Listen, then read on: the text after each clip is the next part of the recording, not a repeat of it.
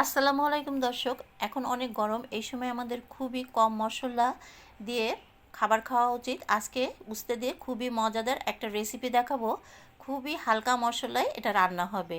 চলুন তাহলে আমি প্রথমে একটু হলুদ দিয়ে নিলাম, হাফ চা চামচ মতো দিয়ে দিলাম, একটু ঝালের গুঁড়ো দিয়ে দিলাম, একটু ধনের গুঁড়ো, একটু জিরের গুঁড়ো। পানি দিয়ে আমি ভালোভাবে মশলাটা কিছুক্ষণ রেখে দেব। এতে করে মশলাটা নরম হয়ে যাবে। মশলাটা আগে থেকে রেডি করে রাখলে কিন্তু খুবই ভালো হয়। এখন আমি চলে যাচ্ছি অন্যদিকে। এখানে আমি দিয়ে দিলাম দুটো তেজপাতা। তার আগে আমি একটু সামান্য তেল দিয়েছি। এখন দিয়ে দিলাম পেঁয়াজ। পেঁয়াজটা একটু ভালোভাবে ভেজে নিই।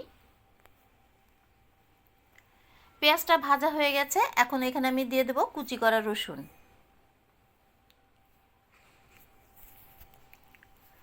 একটু নাড়াচাড়া করে নিতে হবে যাতে রসুনের থেকে সুন্দর একটা গন্ধ বের হয়।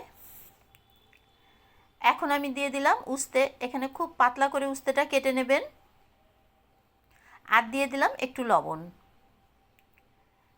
দিয়ে একটু ভালোভাবে কিন্তু তেলের ভিতরে কষিয়ে নেব কিংবা ভেজে নেব।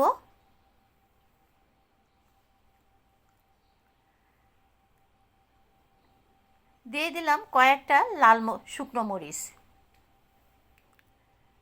এই খাবারগুলো কিন্তু গরমের সময় কিন্তু খুবই ভালো লাগে, যে কোনো সময় খাওয়া যায়, কিন্তু গরমের সময় একটু হালকা খাবার খাওয়াই ভালো। আর এখন আমি দিয়ে দিলাম সেই মশলাটা, রেডি করে রাখা সেই মশলাটা দিয়ে দিলাম।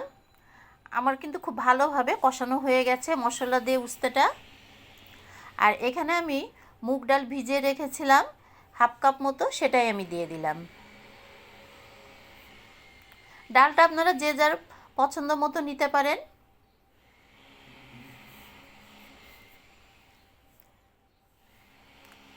আর এখন আমি এখানে দিয়ে দিলাম 1 চা চামচ মতো সরিষা বাটা, দিয়ে দিলাম একটু টমেটো। এই সরিষা বাটাটা দিলে কিন্তু অসম্ভব মজা হয়। সাদা সরিষাটাই কিন্তু ব্যবহার করবেন, কালো সরিষাটা একটু তিতা লাগে। আর এখন দিয়ে দিলাম পানি।